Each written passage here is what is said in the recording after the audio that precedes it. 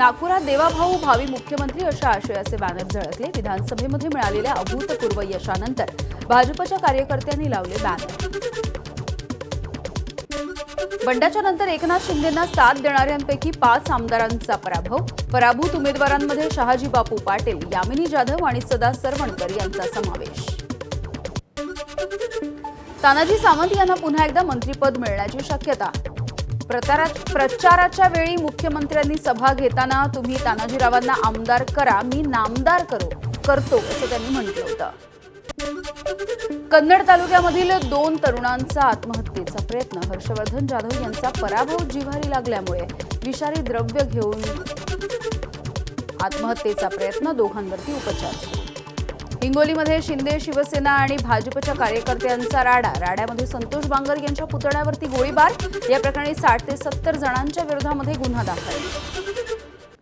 शांततेचे आवाहन करताना शेकडो नागरिकांच्या जमावाकडून पोलिसांना धक्काबुक्की। अकोल्यामधल्या Malipura चौकामधला video viral. Ramdaspeth police ठाण्यामध्ये गुन्हा दाखल। पुण्यामध्ये प्रसिद्ध पंजाबी गायक दिलजीत दोसांझ यांच्या कार्यक्रमाला मनसेचा विरोध। कार्यक्रमाला पोलीस प्रशासन, महानगरपालिका, उत्पादन शुल्क विभागाची परवानगी नसल्याचा मनसेचा आरोप। ऋषभ पंत आयपीएलच्या इतिहासामधील सर्वात महागडा खेळाडू। पंतसाठी लखनौ सुपर जायंट्सने मोजले तब्बल 27 कोटी। श्रेयस अय्यरवरही 26 कोटी 75 लाखांची बोली। पर्क कसोटीच्या दुसऱ्या डावामध्ये विराट कोहलीचं शतक। कोहली आणि जयस्वालच्या शतकानं भारत मजबूत स्थितीत।